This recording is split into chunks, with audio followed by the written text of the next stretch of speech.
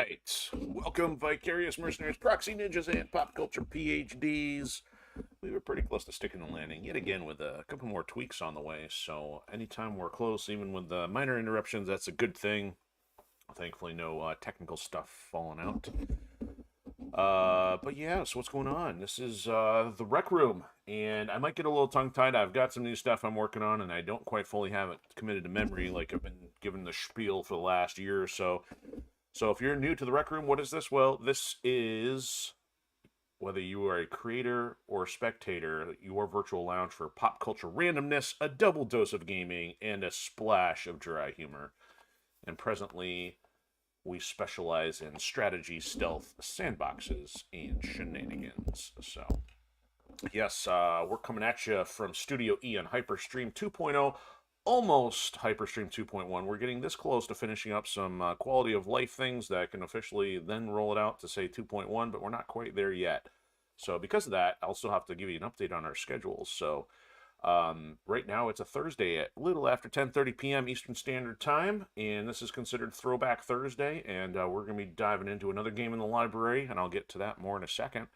But our official outing is normally Sundays at 7 p.m. Eastern. We've been working on Mercenaries 2 for the Xbox 360. And then for Tactical Tuesdays, also same time block as this one, just on Tuesday, 10:30 p.m. Eastern, doing MechWarrior 5 Mercenaries for PlayStation 4. So that's our current lineup. Not really expecting any changes just yet. But we are just past a year, and we are actually headed into game number 11. And here you go. We've got Ninja Gaiden Black for you. So if I'm not forgetting anything, I think we can hop into the details. So things are a little bit scatterbrained tonight because I've got some things I considered to talk about, but I didn't write any of them down.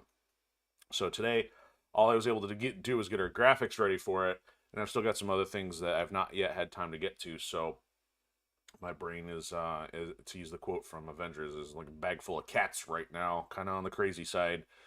So what is going on here with Ninja Gaiden Black versus, say, the one that we did last year? Because actually, this was one of our first titles. We did Ninja Gaiden, the original. So I guess from left to right order for you guys would be like so.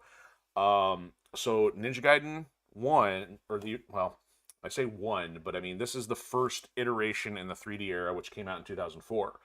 Then Ninja Gaiden Black, which I had to look up because I couldn't remember the year, is actually 2005. And honestly, the crazy thing is, Ninja Gaiden Black does not hold a lot of as much nostalgia value to me, and I couldn't even remember really what was different, other than like maybe some slight. I don't even remember if there was level alterations. I remember them having an added weapon.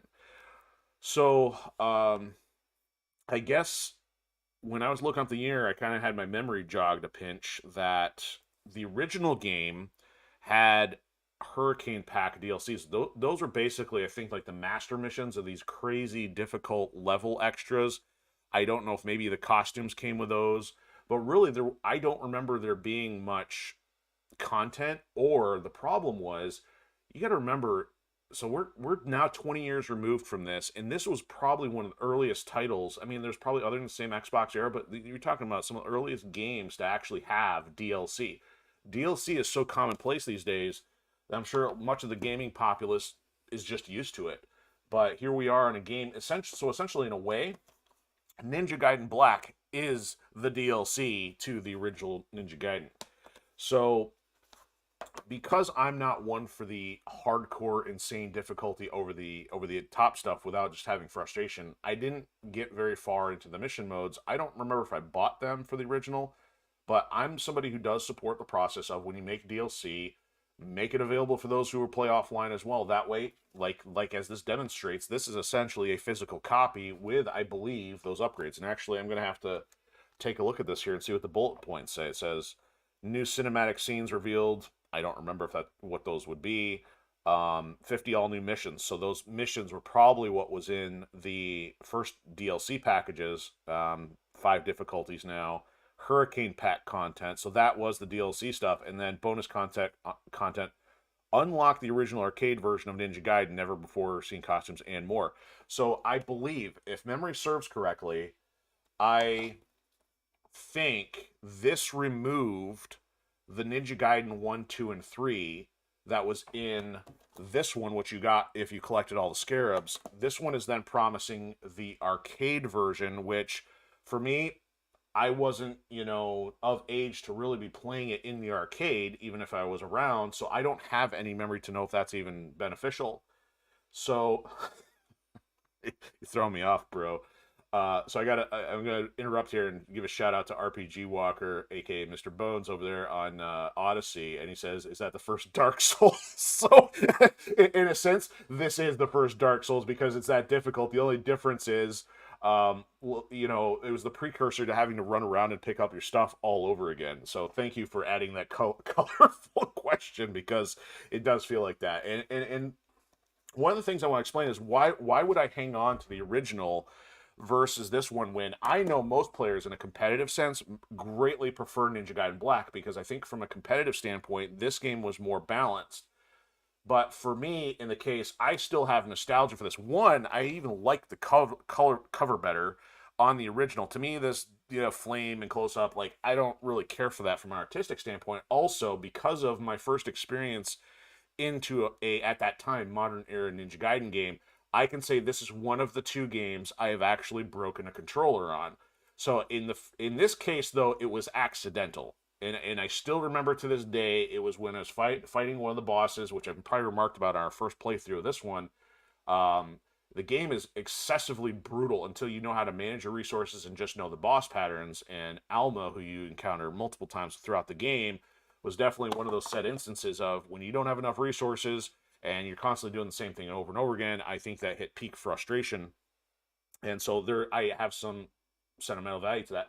So there's also another point I want to make of this is kind of in a way the striation of having different game generations. So what I'm also going to bring out here is, so here's Street Fighter Collection for the PS4.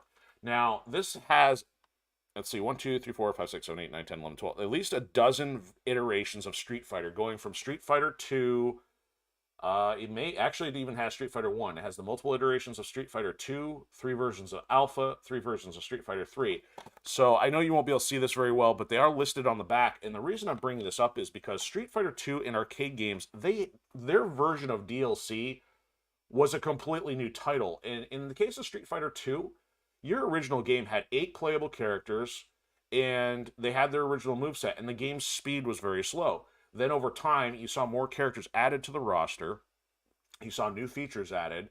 And then eventually, by the time you get to Super Street Fighter 2 Turbo, I want to, by guess, I think you had 17 characters with the inclusion of Akuma and then super moves. So for some people, nostalgia matters. Like, if you played a lot of time on a specific iteration of a game, you're going to remember the moves, the animations, and the sound of that version.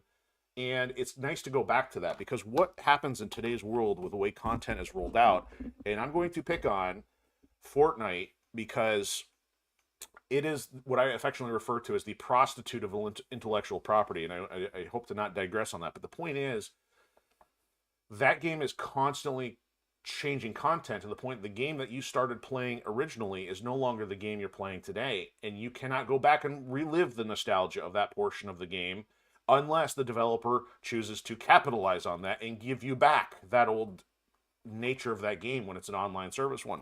So in a lot of games today, coming back to fighting games get balance patches, and there's understandable reasons why you would have a patch or an update or a DLC for things that break or maybe quality of life fixes. Those are understandable, but when you're going from such harsh changes to having a completely different roster, different move sets, and in the case of Street Fighter 3, which is another one I have a lot of history with, especially the original version, most people have fond memories of Street Fighter 3 Third Strike.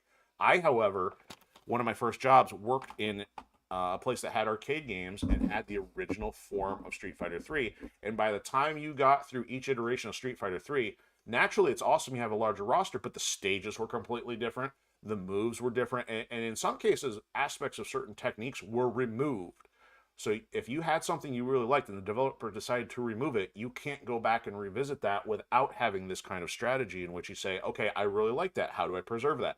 In some ways, developers don't want that to happen today. So that's why I fondly try to support those formats in which okay, if you want to make an overhaul, at least separate that if there's good reason. Like, say, for example, with us doing Mech Warrior 5 on Tuesday nights, Mech Warrior is just adding new content. They're not actually removing anything. But what happens in some games is not only do they add things, they also take stuff out. So I think Ninja Gaiden here is a case of that. Now, these two are pretty similar. There's not really enough there to change that until we get into... Now, these were on the Xbox, the PlayStation side of things. So on the PlayStation side, they released originally for PlayStation 3 Ninja Gaiden Sigma. So that was essentially a PlayStation port of Ninja Gaiden, but it was radically different. Now, in one sense, they added some good things. There was new weapons, there was supporting characters you could play as, new cutscenes, but guess what? They completely retooled the levels. So when you're dealing with content like that, you can't go back, if that, especially if that's your only console iteration of something, you're not getting the same experience. And Ninja Gaiden has this very polarized difference that your Xbox games are mostly true to form. They were made by Tomonobu Itagaki, when he was still the head of Team Ninja, but your PlayStation stuff, mostly made by Hayashi's, were radically different. Now, it was modified almost to entertain those who were less interested in the challenge and also bring up maybe, the audience from other character support.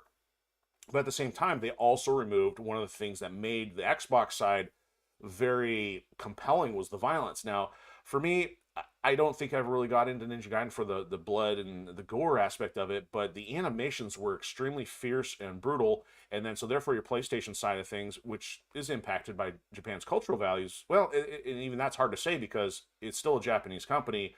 Western audiences are okay with that versus Japanese audiences may not be. They completely removed the blood and some of the animations from the PlayStation side, so you can't get the full experience in either one portion or the other in a holistically additive sense. They remove things out, and so you'd have to play one to get some of these experiences, you'd have to play another to get those experiences. So it's a long way to explain why on earth would I have two versions, why would I play them sequentially. It's because the flavor is completely different, and that is a bit of my history going back to when Ninja Gaiden, I mean, I can't say when it first came out because I am not somebody who's strongly attached to the originals on, say, the Nintendo era, but I do have more history with this. And to think that these games are 20 plus or going on 20 plus years old after the first one here, it's totally different compared to how games were made. I mean, we were dealing with the early era of DLC and so on. So things have changed quite a bit in the last 2 decades of gaming. And I'm still okay with those trends if they were to continue. We see it so rarely these days to have that kind of support for a game.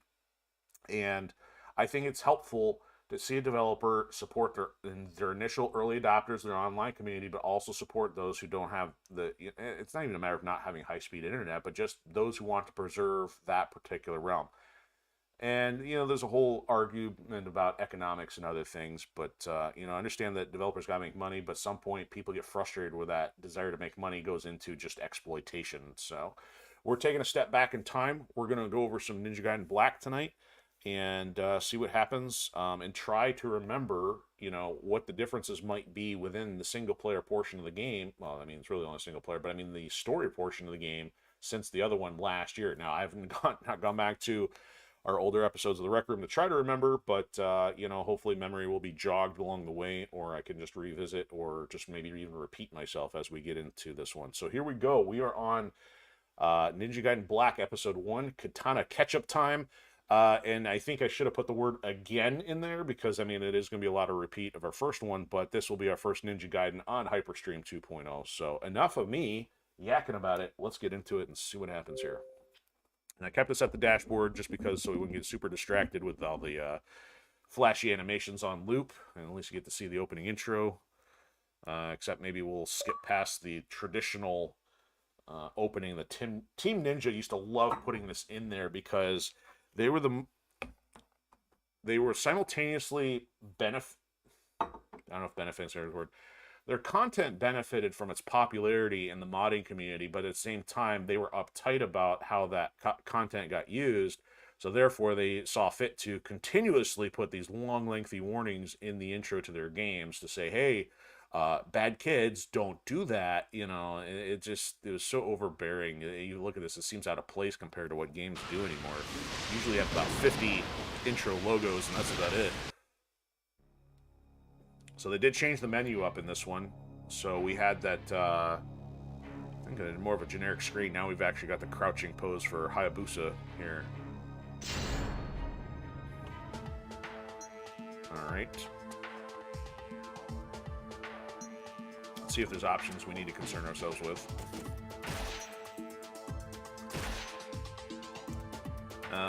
English, naturally. Flag select, no idea. Don't think we're concerned about that. Okay, so first-person camera stuff, normal, I think, versus the inverted, and this game really suffered in the original form from the camera controls, which we may have talked about in our first one, but probably another reason, if this game got polished up, another reason why people might stick with this versus, say, its predecessor, the original. So here we go. The evil, dark dragon blade. A legendary sword, said to have been carved out of the bones of a black dragon. It brought plague and death to the world during the age of ancient myth. It has been sealed by those of the dragon lineage since the dawn of history because of its incredible capacity for evil, made possible by the souls of the vanquished black dragons that dwell within it. It is said that if the blade's seal were to be broken, it would gather the hatred and evil of mankind and confer it upon the one who wields it, transforming him into the devil incarnate. However, not even those of the dragon lineage who protect it know the true extent of its power. The dragon sword, another weapon protected by the dragon lineage since ancient times. This sword, which is said to have been used by ancient warriors to slay the black dragons, is now handed down from generation to generation in the Hayabusa ninja clan, the modern descendants of the dragon lineage. And now, the dragon sword is gripped firmly in the hands of young ninja Ryu Hayabusa. Even to this day, I still think Team Ninja had some great cinematics. I mean, they were always ahead of the curve. Now, not everything was always super polished and realistic in the animation sense, but like the maybe the texture detail, their lighting, and they've been, their stuff has been, definitely changed over the years, but Ninja Gaiden was definitely ahead of the game. You can still tell some of the anti-aliasing issues on the sword and stuff in the cutscene. Like the facial portion, the character model, other than like eye animation, its textures were really good. Can't skip ahead because it says loading.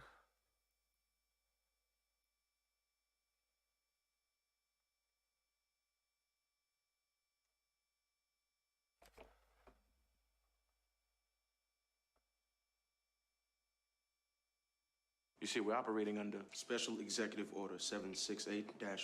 That's it, Special Executive Order 768-04. -04. So they're taking a while to load its content onto the hard drive. It's worse than our MechWarrior ship lagging out in space.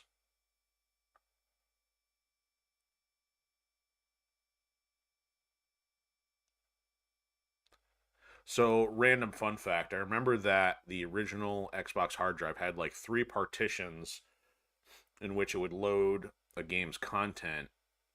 And I think after you got past like that second or third game, it'd be overwriting. So you could essentially keep one game in that local partition. You'd be able to boot it back up from where you left off. You'd be fine. But if you're playing 3 or 4 games in succession, it's going to go through this process again. I remember that for the sake of Halo, back when we used to modify Halo maps, we'd be able to rip them out of that partition, do the modifications, and then have to re-upload them. So, sorry, random stuff.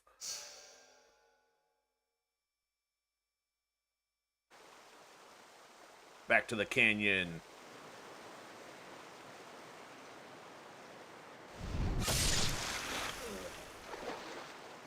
See, Ketchup right off the get-go. Other than, I mean, other than the anti-aliasing, this game still looks so pretty. So if I recall, I may have touched on this when we started the other one. It's just so weird to look. All we get down here at the end is a canyon and the waterfall. In the modern version, with either Sigma or... Yeah, I think, well, it'd have to be Sigma. I mean, there's actually a nice little open plain rather than just walking in the water, run off the edge there. He's a terrible ninja. He should have died. Alright, so... And this game will switch you into first person if you move the other thumbstick. That's one of the habits you got to break if you're used to playing games that involve two thumbsticks. So I don't need to do that. Going down there is a tunnel we'll get to later. So basically we're going to work our way up into the Ninja Fortress. Oh, yes, and then Ayane is going to nag us to death with her kunai messages, which we don't need. We are professional ninja. Cue us some I Am Ninja music, please. Now, there she goes. See, she's going to nag us to death. She might actually stick us with a message. So, they have not added the D-pad auto thing yet, so that's what I mean. I don't remember how much was structurally changed compared to, say, once we get into Ninja Gaiden Sigma, we have the quick access menu to use elixirs and stuff, but this one still makes you actually go to the start menu, which it looks like this is still the same, so I don't see anything different here. We've got no quick access to these. Alright, there's some wall running. Oh, except we got interrupted. Ninja interrupted. Oh, yeah, he used to rolling like a boss. Get used to resetting the camera. It's where I think we're already used to ignoring Ayane, so we'll just keep going here. Alright, move it, Crow. Alright, I don't think we have... Oops, turn around, Ninja. What? He's automatically turning around. Yeah, there's nothing down there. Okay. Spinning bird flip. Well, it's not Chun-Li's move, but... Haha, blocked you. Didn't that time up.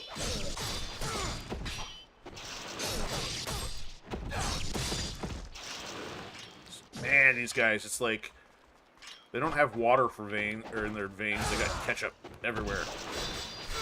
It's like, Heinz 57 would be proud.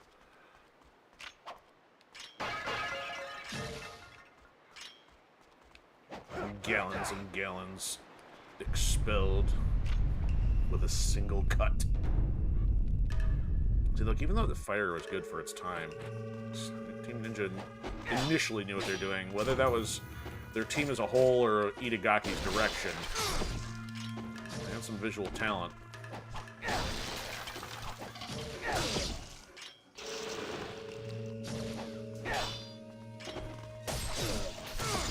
The pros can hate me. I'm terrible at certain leveraging the counters and all that stuff. Not that we have access to all of them yet, but I play in a pretty vanilla fashion. I went to a tournament one time, and some people were arguing over the best methods of this, and I had to admit it, like, the guy that actually knew how to play the game probably knew some stuff that I didn't, but it's not like I was ever going to try to master this one.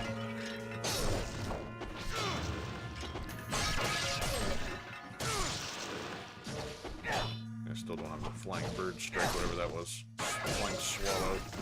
Here, stab him again. Oh yeah, Ninja, master of doors and switches, here we go. Kicking open crates like nobody's business. Yeah, ninjas don't need maps. Now, strangely, that... I don't know if that'd be China or a vase, or whatever you want to call it. Glass breaking or ceramic breaking sound effect is very distinct. And I recognize it in certain games. I know it probably popped up in Dead or Alive 5, but it may have been elsewhere where I've heard something almost a very distinct sound. My brain is just super weird like that. Of course, they're gonna lock us in a room with a bunch of brown ninjas. Poopy black spider ninjas. Here, let me stick with some useless shurikens. This'll do it. This'll do you in. Tick you off a little. I mean, I'm somebody who doesn't even understand the purpose of this beyond just, like, intercepting something. You know, because it doesn't do enough damage. You can hit him with those all day long, and it won't kill him. Oh, here we go. Let the cheese commence. All because they're hopping out of a hole in the roof.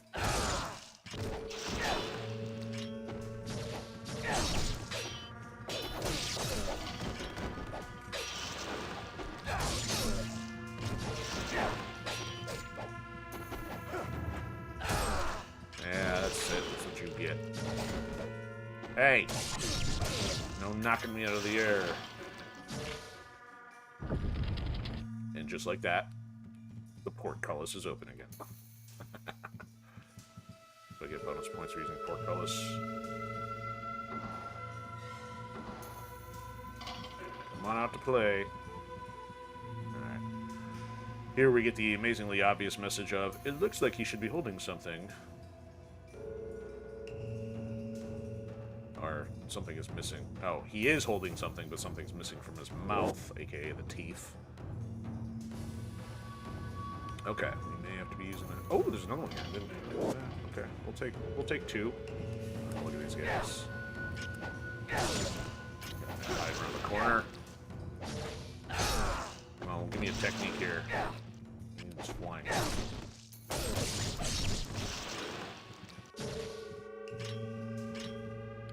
Alright, we're gonna have a sequence of guys to deal with here, so let me bust one of these out.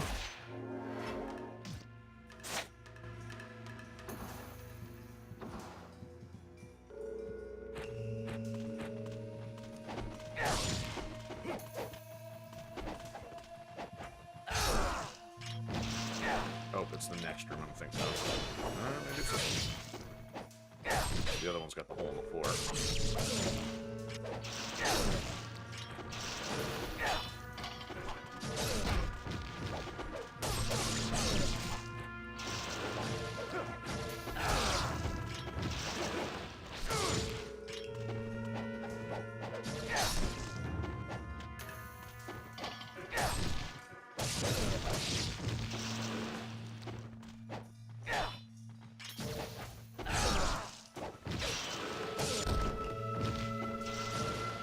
I don't know if I can speak competently on, say, Dark Souls, but I did, you know, attempt Neo, which was it was made by Team Ninja, or excuse me, I think it would be Tecmo Koei these days.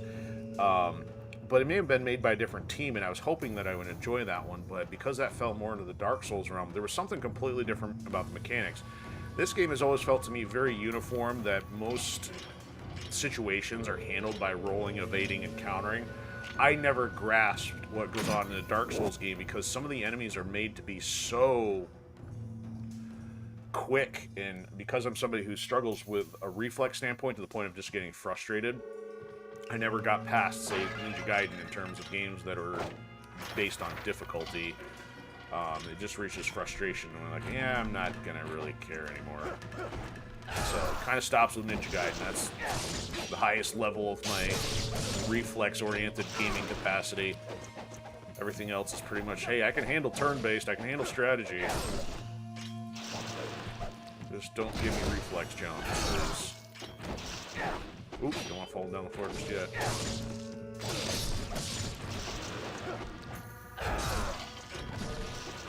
Sending more in, eh?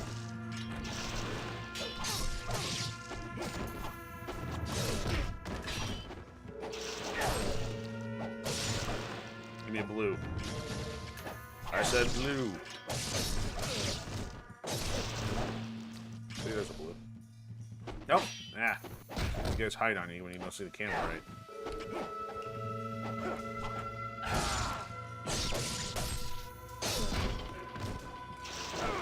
Stabby just because. Ah, come on. There's an even distribution of white to brown ninjas. There should be 2 to 1, and because you took out all the others so quickly, we must consume all excess white ninjas. Alright, now we're good. Now we can go fall in the trapdoor. Didn't see that coming.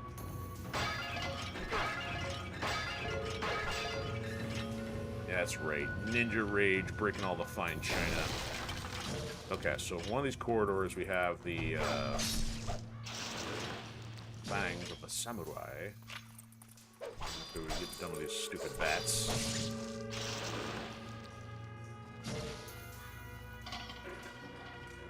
Sorry, I was checking my frame rate for a second. I just realized we are still popping up to 80. I did adjust things tonight, but I realize we're still having a problem.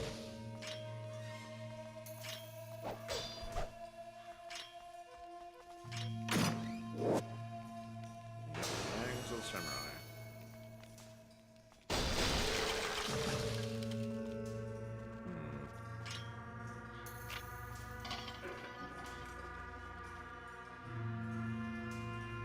Definitely kind of bouncing up into the 80s a little bit more consistently, even when I pull the bit rate down, so I'm going to figure out what's going on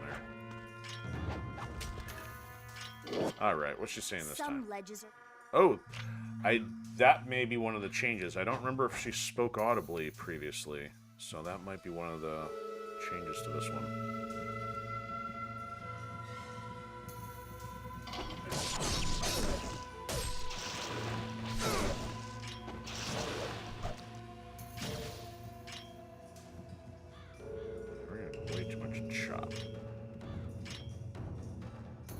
Sword chopping type either.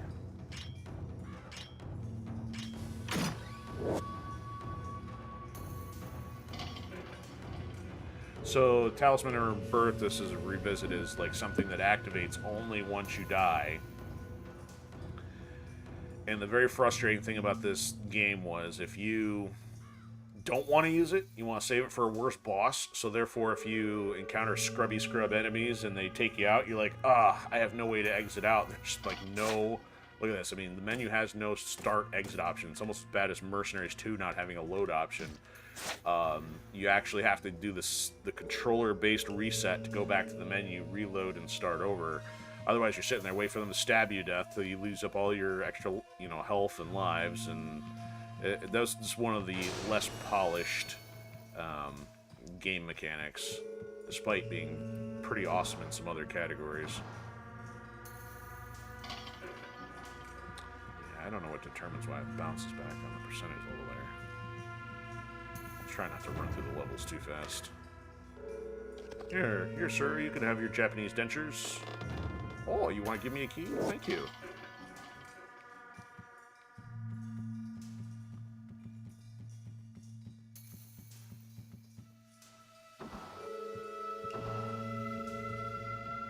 Alright, so now we gotta go back into this room to fight these guys all over again, I believe. Yep. I mean, we can probably skip them this time, but, like, hey, when I get the credit for it, right? More essence to spend. Yeah, I kill you, I get glowy orb, and then Trader Joe will give me stuff for said glowy orb. Haha, you jumped into it.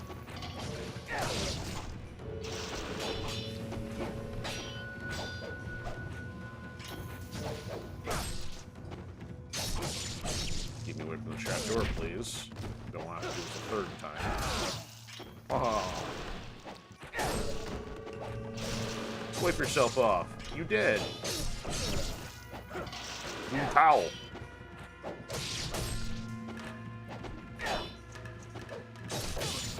Take that, poopy ninja.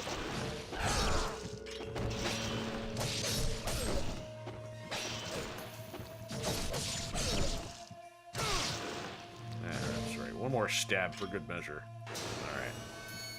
Walk around the trapdoor. Oh, I can't believe that. I still cut the corner. I was trying not to. Oh, I guess this is important. I missed that anyway. Okay. My fault. I broke all the fine china and still didn't get that. What's wrong with me? Amateur. Stupid ninja falling down the hall.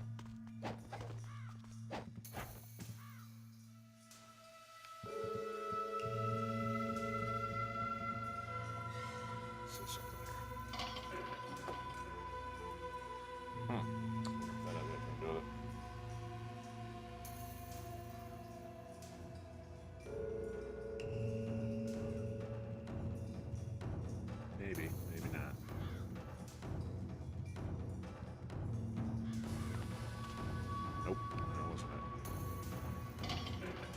Alright, enough of you guys. I'm leaving. I'm leaving through the door behind the painting, or the scroll, or the drawing.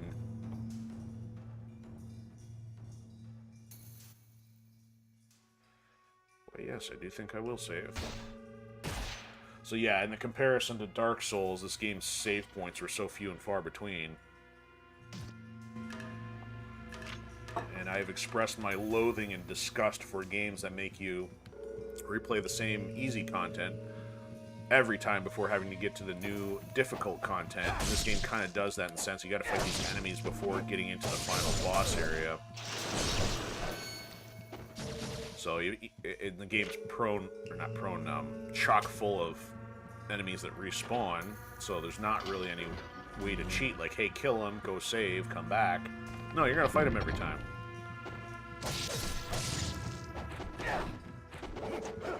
These guys are annoying, so therefore we'll just keep wall running and slashing.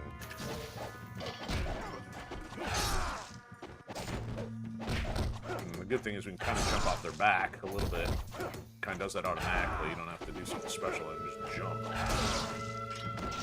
Let me get some.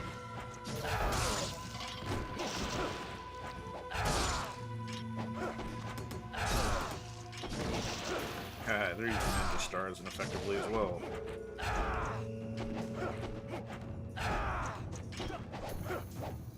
No, I don't want to go upstairs. Come on.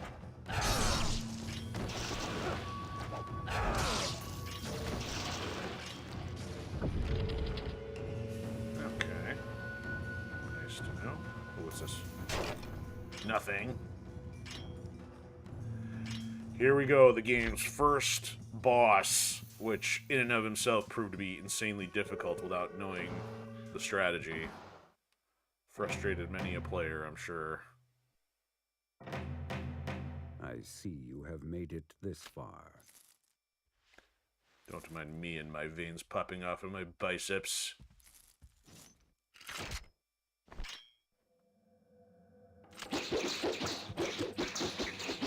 He's cheating. His nunchaku chain is too long.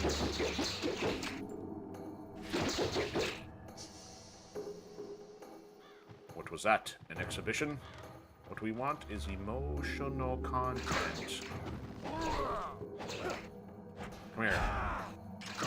This guy, I mean, this harkens back to bad AI in arcade games where the thing absolutely cheats by responding to your controller presses in such fashion that you have no way to counter it. It's ridiculous.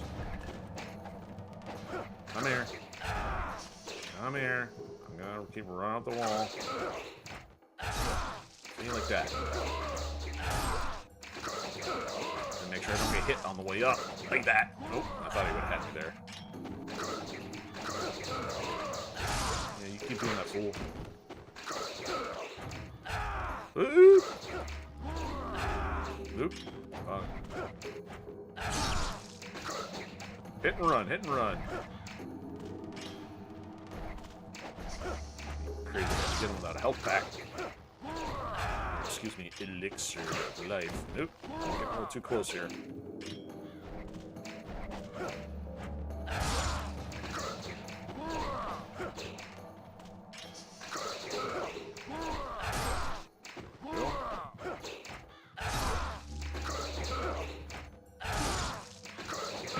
Oh, got me in the air. That's what I didn't want to happen. Ah.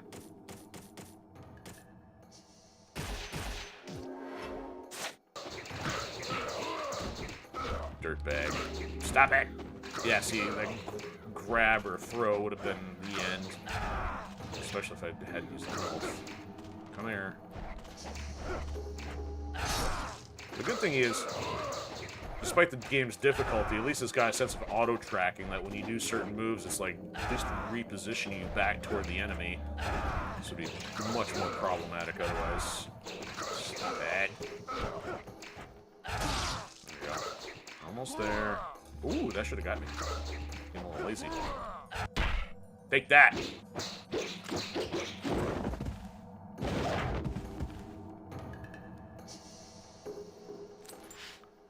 Dude, are you using the proper conditioner? Your hair is looking a little gnarly.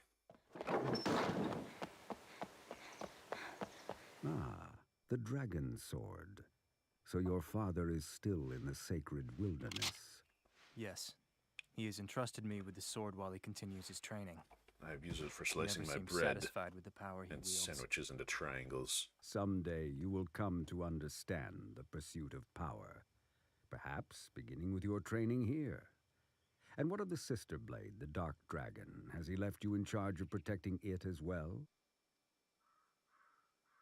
It That's remains confidential, in the village bro. under the protection of my father's clan. They will ensure that the sword remains untouched. You are not Its dark power classified sealed. to know that. It is a shame that such a sword must go untouched, such power unused. Alas, I am not of the dragon lineage. The sword is not of my concern. Dang, Skippy. Don't forget it. Oh, wait, you will. Spoiler.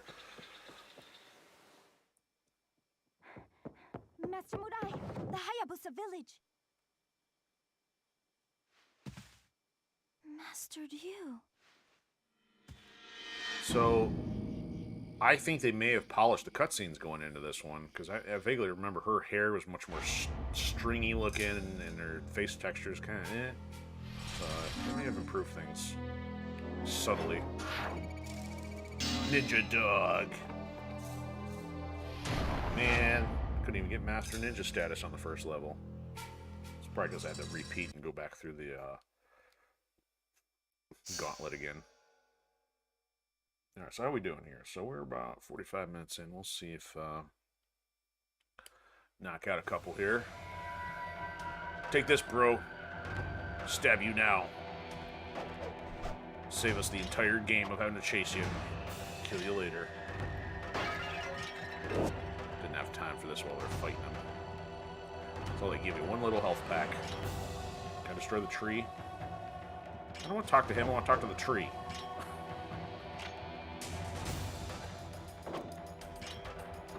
So I may have even mentioned in our first playthrough of the original. I mean, in a sense, it's economic to reuse your development assets, and at the same time, from a player standpoint, like, oh, that's boring, I've already seen all this. Well, I think this game has done it in such a way where it's like, hey, there's new context each time, because a lot of games anymore are so procedurally generated that it doesn't even feel like something's handcrafted or made intentionally anymore. It's like letting, you know, because we see it happen in MechWarrior. You basically have a flat piece of terrain, and you have your coding just generate where to put everything. There's not anything artistic about it. Versus this, where, I mean, there's thought that went into go over here, here's some set pieces. Yeah, we gotta make you run back through it, but we're gonna totally change up the enemies, we're gonna change night-day stuff, and things like that. So, I don't think there's anything else for us to see on our way back through here. Yep, keep going. Keep going, Ninja.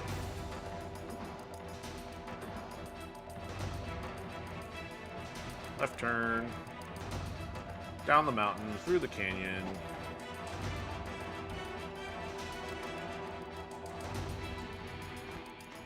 Take the shortcut off the cliff. It's a good thing he doesn't have fall damage. Even our mechs would have broken their legs. Nothing there.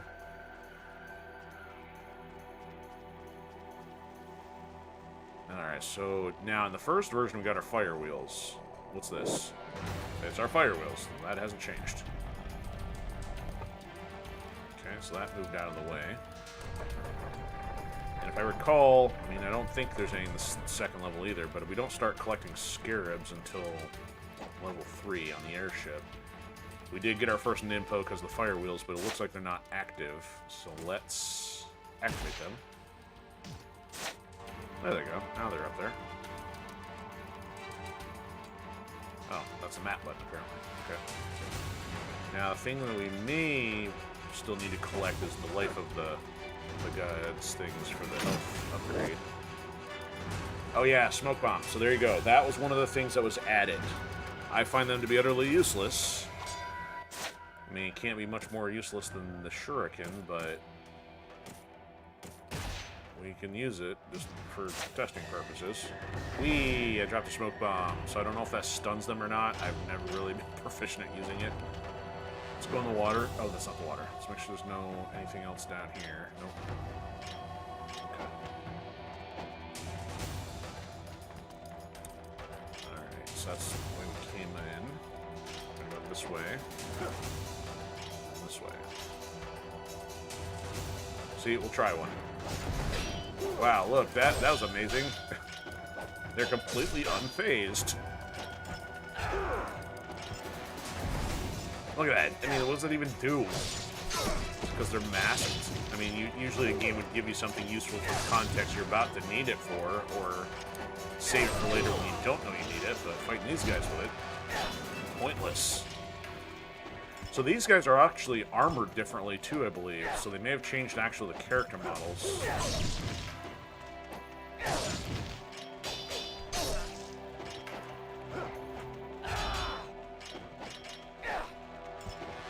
Two of them, I get one of them.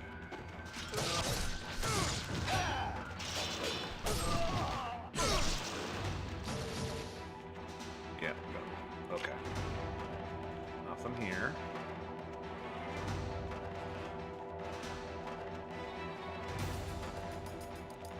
Here comes the big slidey slide.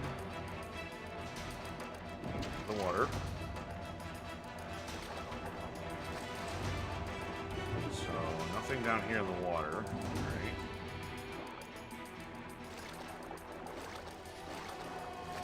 Okay, so we don't get water running, I think, until Sigma. The water was kind of frustrating. As you can see, I can't even figure out how to get out of here again, once again. There we go. So, that's probably why they eventually did that, but it's pretty silly. Ninjas can't run in water.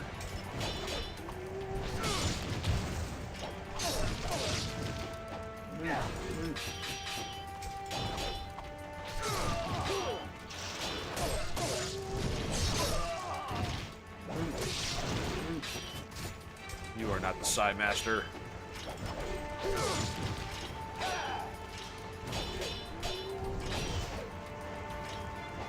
Yeah, not having the bird strike thing is a little taxing.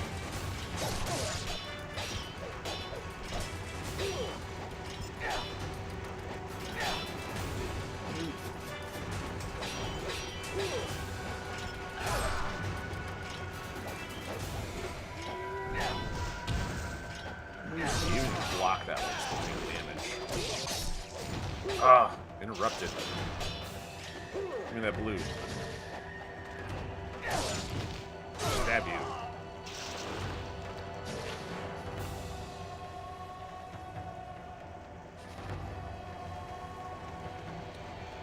Okay, so I can't even remember, probably remarked on this last time, like, I don't even know if I used to realize this ladder was here. I think this just gives us the map. Or maybe I eventually found it and you're like, hey, I never need a map. Never going up there again. Until I forgot 20 years later. So we finally have a save point right there. Now, I do recall last time... Oh, already biffed it. There's a box over here that I never figured out how to get in there. Spend a couple minutes trying to figure this out because I don't know what I'm missing. I have no idea how to get to that. I'm eventually going to have to watch a YouTube video or something because... Okay, so that, oh, that's right. This was the way back up. Can't swim against the waterfall, pal.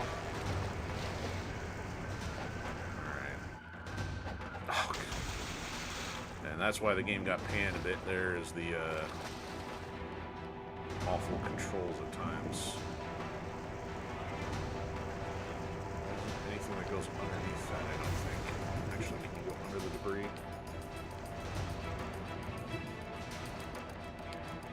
I tried all this last time. Yeah, there's no going under all that stuff.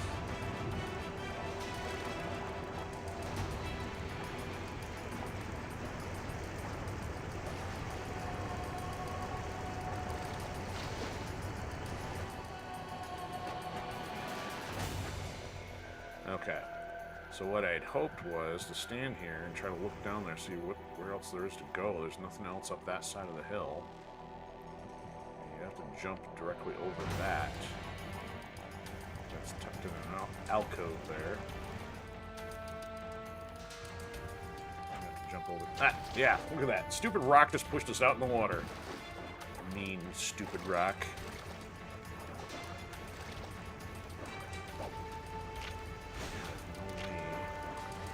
Need the water running and flippy-doo. Oh, come on, ninja. Okay, let's see if this is different. Run towards the water, and as you reach it, press the jump button Oh, repeatedly. you can do it in this one. Alright. So just run. Oh my goodness, he does have it in this one. I forgot about that, and that's one of those ones I would have missed. So we get for skipping Ayane. See, the thing is, I think in the newer, like maybe Ninja Gaiden 2, he could actually jump and land on the water. In this case, she says you have to run. That's why I never was able to figure it out, because I was playing off the modern version controls. Okay. Well, that's delightful. We know how to resolve that. Okay. Case here. These locks are so effective.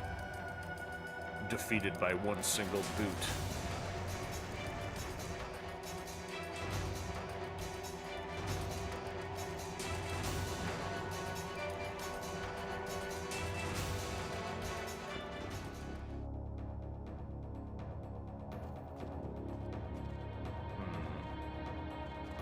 Okay, so one of these needs its head replaced, which we don't get till later.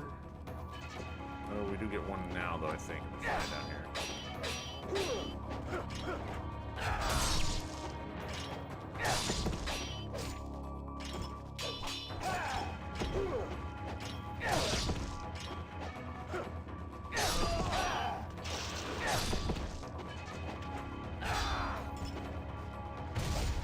Okay, I think that got fixed. I couldn't figure out why the Ninpo wouldn't charge effectively last time, so I don't know if that was something improved.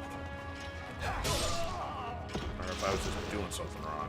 See, that's automatically... Yeah, there we go. Picking up automatically now just by holding the Y button.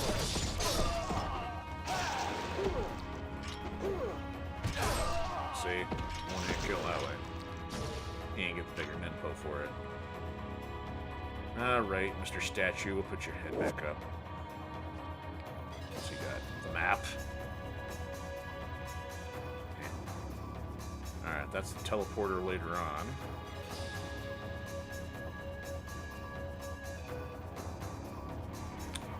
So I gotta remember, I know we gotta go up. It shows nothing, I'm forgetting down these little alleyways.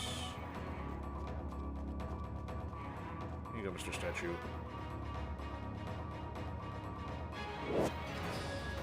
Where was he hiding that? In his pocket?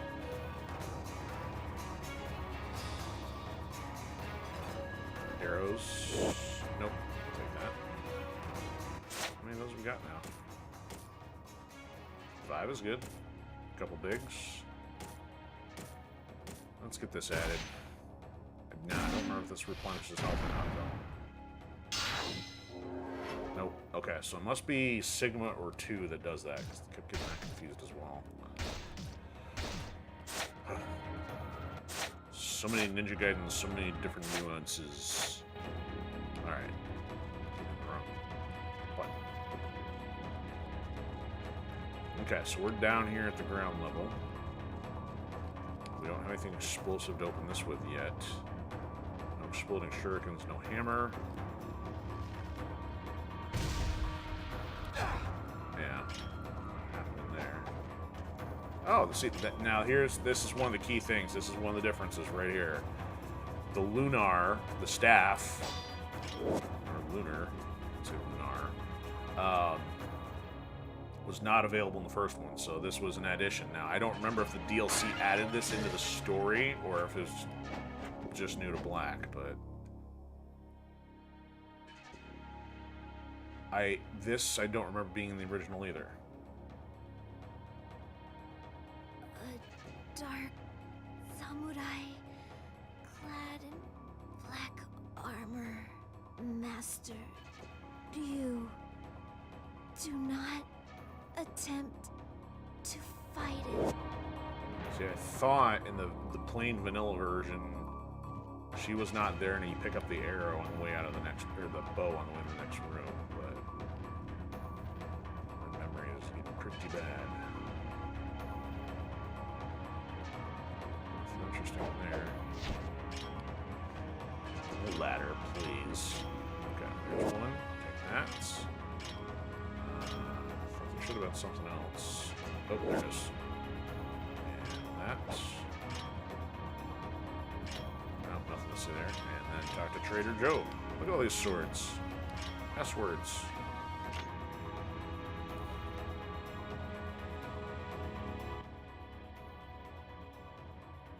Okay, so I'm gonna hang on to money unless we can upgrade something here. He's out of materials now, of course he is. Okay. And he's got nothing for us. Let's see if there's any techniques available yet. Can't afford those. I do want that. And I think that's it. We'll get arrows as needed here in a second. Okay. Save point might be on the other side of the horse dudes.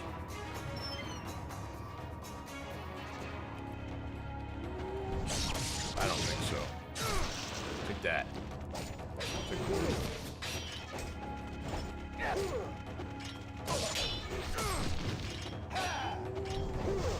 He's got a tracking fireball.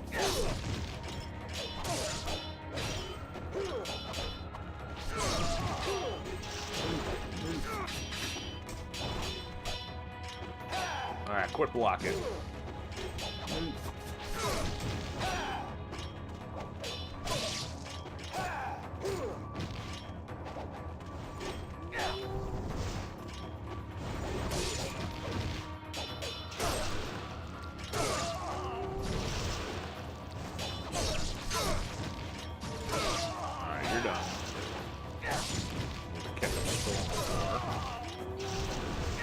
Stop that. Okay. You guys. Alright. I lost Uncle Pete, ninja. Alright, so now we should activate our bow. That'd be a good idea.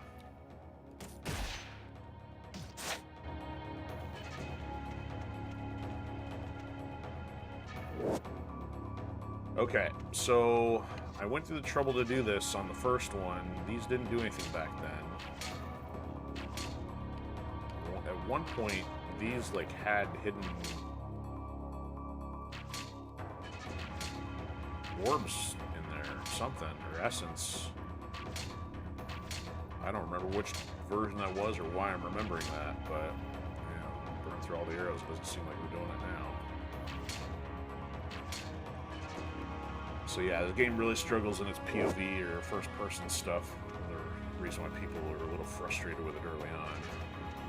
It's one thing to fight the game's enemies based on game information. It's a whole nother thing to fight the game's controls as well. I mean, you don't want to have to fight battles on two fronts. Okay, so we can't use the bow and arrow in the air, so we're still stuck in POV mode here. Another reason why some of these early bosses were pretty challenging.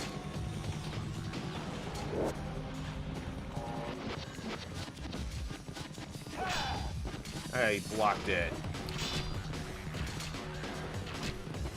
Got one.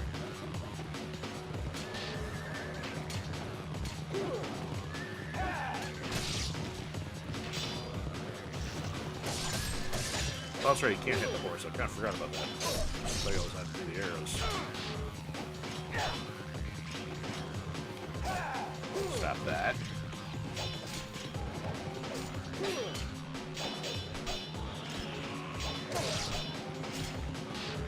See, it gets nasty. You get one hitting you on the ground, the other one hitting with the arrows from a distance. There we go. course, they don't come in. Yep, we're back to 2 horses.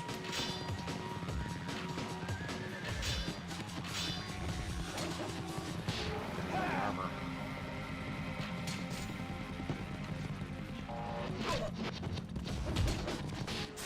You need a health.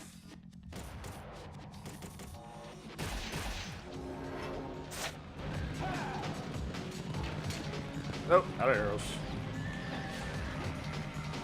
Rather convenient. There's a dead body here with about 20 of them sticking out.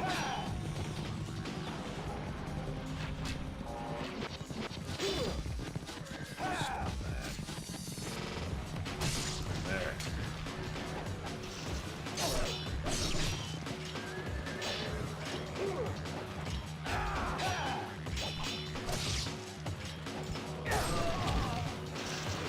Alright, was that 2 or is that 3?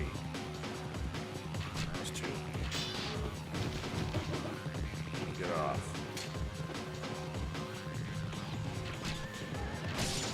Here's 3. Get off me, horse. There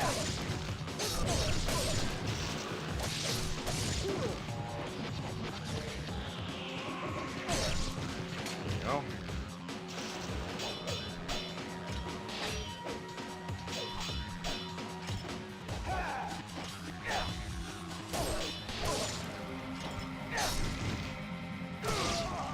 And you're done. And just like that, the fire goes out. And the music changes.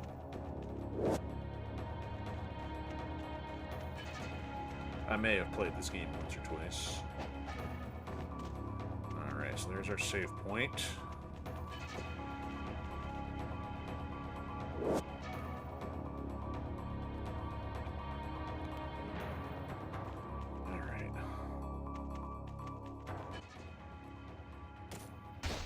I think this game only gives us like 8 to 10 save points here. So I'm going to run up here, but I'm pretty sure this is still a fool's errand. Other than seeing the nice scenery in the bamboo forest.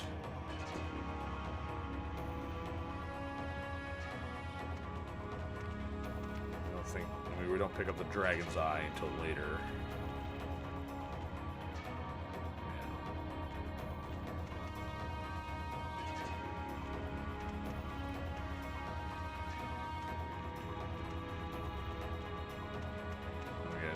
Teleportation stone.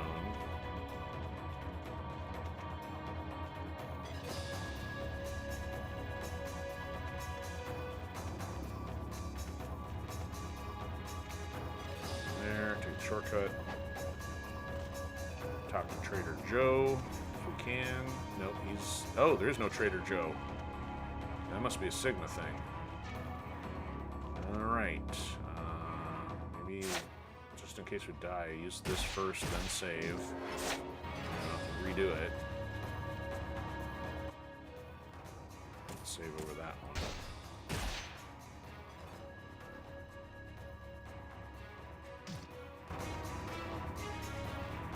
Alright, boss time. Actual boss. With a bunch of turds we gotta fend off while fighting the samurai on a horse.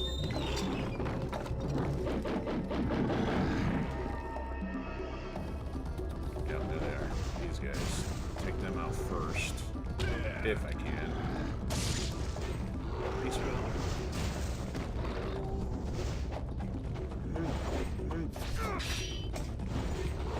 Agile.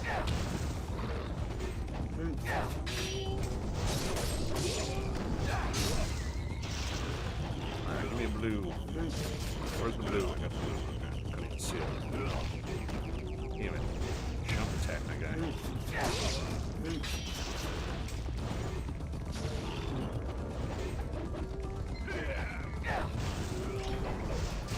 I got the fireball. Right good.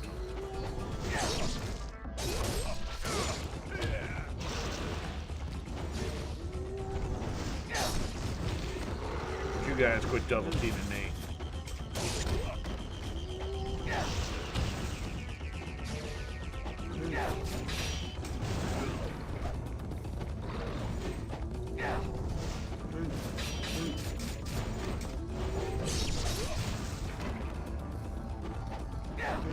Oh, the other guy got away.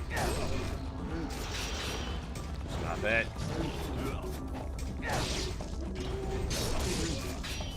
Man, can't even finish a two-hit combo up the way. Oh!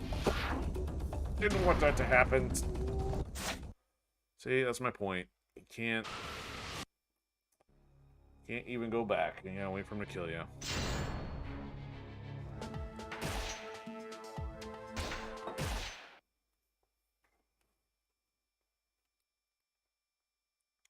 Fail number 1.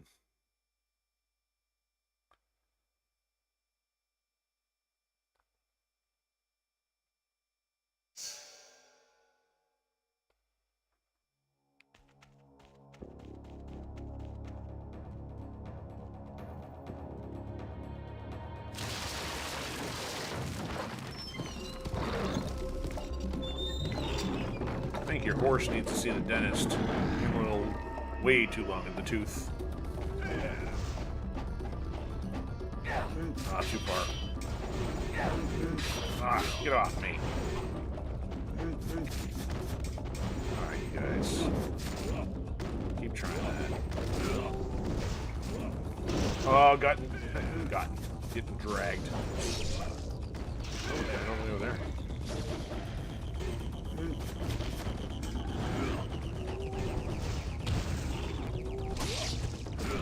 Yeah, that's it.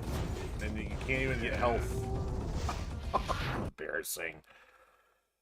Might be a short night getting the chop anyway.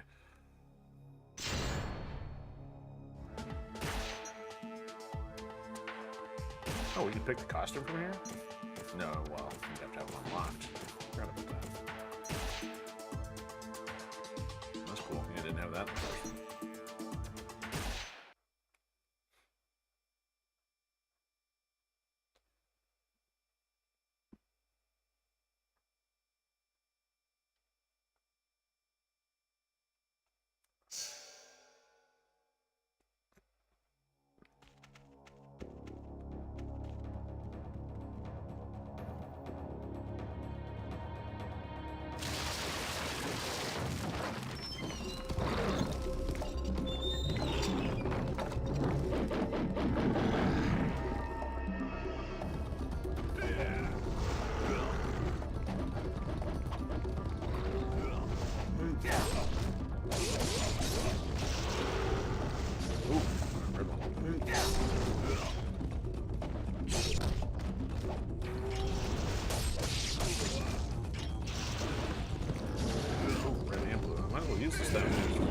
Red one's around. He's trying to sneak up on me. Oh, you're not using it. Yes.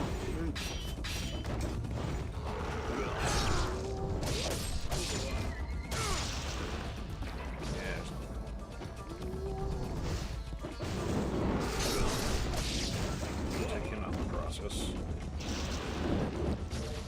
Oh, yellow? That's terrible. Yellows. I just get cheap. I expect nothing less than blue.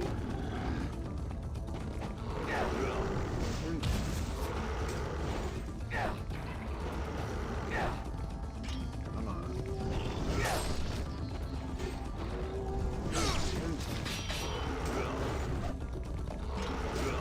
Ugh.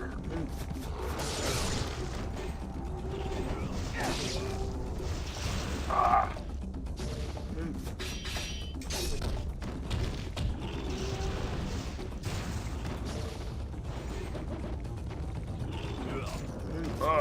Trying to jump for the other guy. There we go. Resume cheesing. Infinite cheese fest.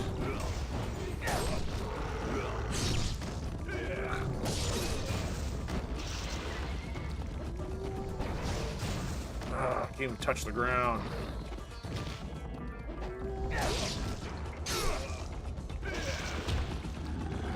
Stop with the yellows. Is that the last of them? It is. Okay, good. Now maybe we'll use our bow and arrows here.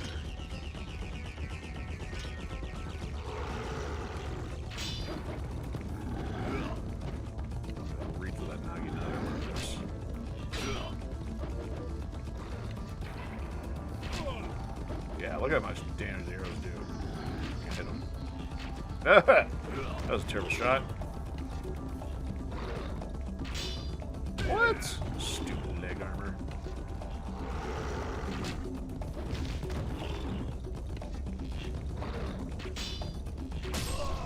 Yeah, take that. And your little horse, too.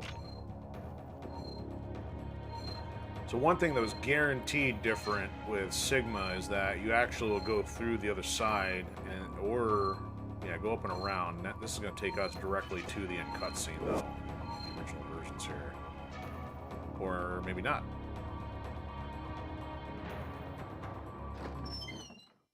It is. Okay.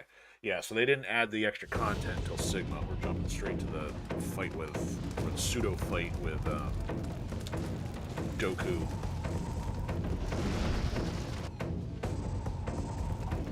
Or the cutscene with Doku. I don't even know if we fight him.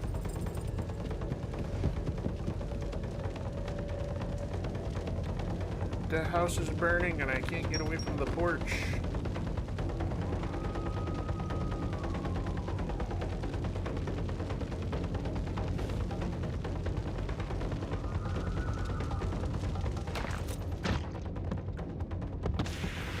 Darth Vader samurai.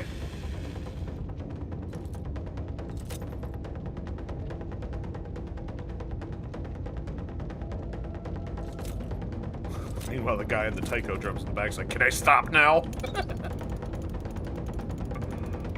His arms are getting tired.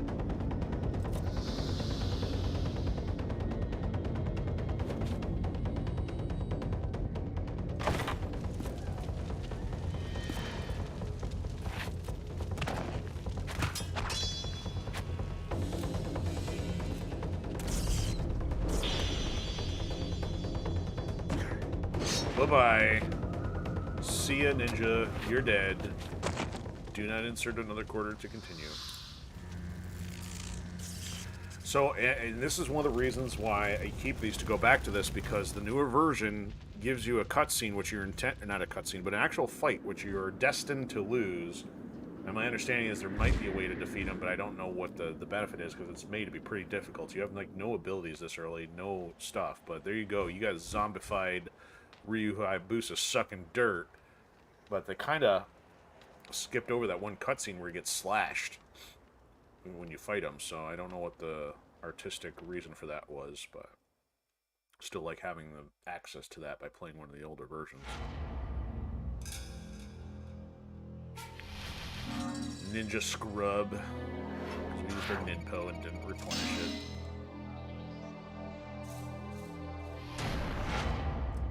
Strangely, I think Head Ninja's above. I think it's between Greater Ninja and Master Ninja, so he did a little better, but it was Master, Head, Greater, Lesser, Ninja Dog. Now we get the cool Falcon suit. How did you come back from being a zombie?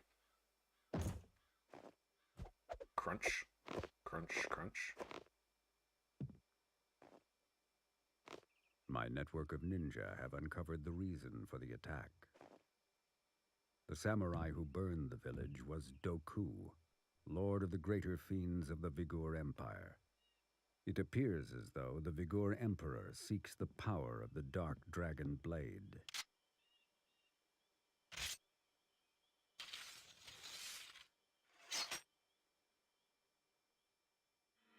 Doku.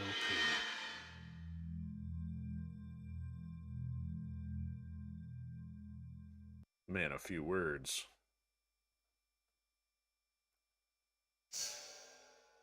So I think I'm going to pause here. I know this one's going to take a bit, but I still got to get some of the stuff dialed in.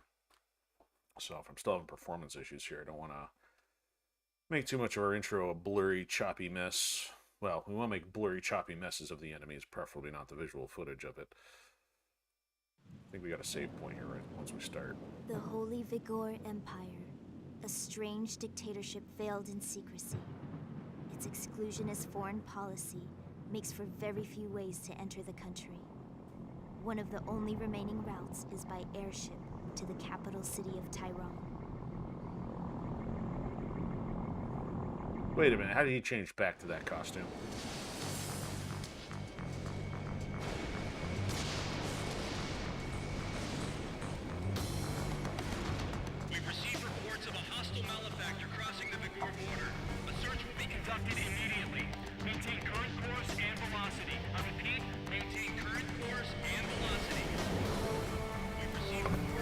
I still think those SWAT style masks are pretty cool looking.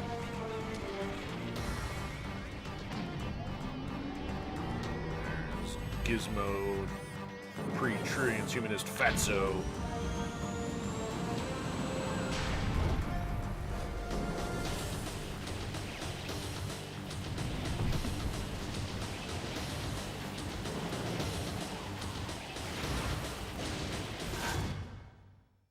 So scary. Alright, we'll grab this first. Yeah, they did change us back. Forgot the other costume.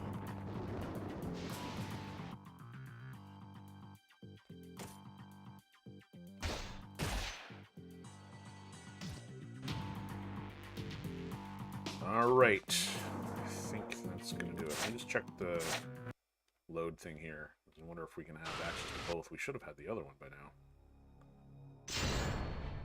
Normally you don't get a costume unlocked till you actually finish something. That's weird, yeah, so we still have this one selected, but he's actually dressed in the other one. That's kind of weird.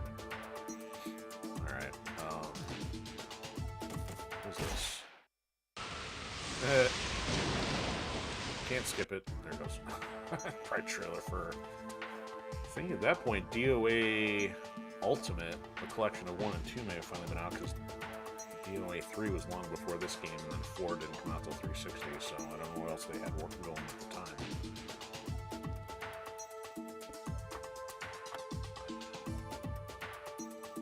Alright, well, that's going to do it for tonight. So, thanks for joining us. If you're still watching, if you wouldn't mind, hit those likes, shares, follow, subscribes, red pills, and stay tuned for some more Mercenaries 2 action on Sunday night from the Xbox 360. I'm still going to keep working on dialing in my settings here, so at this point, because I've already pulled back a couple things, I'm starting to wonder if it is actually the high def setting itself, and the only other thing left I can do is kind of backpedal and either take out some of the video stuff here, or I'd have to go back to 720p, and I'm kind of reluctant to do that. I think I want to stay at this or drop the platform, which I don't want to do either. So I don't know. We'll try to get this figured out, but I'll hopefully have the rest of the Hyperstream upgrades by Sunday, and then I gotta get going on Last Land Standing upgrades and co-op upgrades, and yeah, never I say never a spare moment, because I don't have any spare moments. That's it. So there we go. Episode 1, Ninja Gaiden Black for Throwback Thursday. And that'll be it for now. Have a good weekend. We'll see everybody later.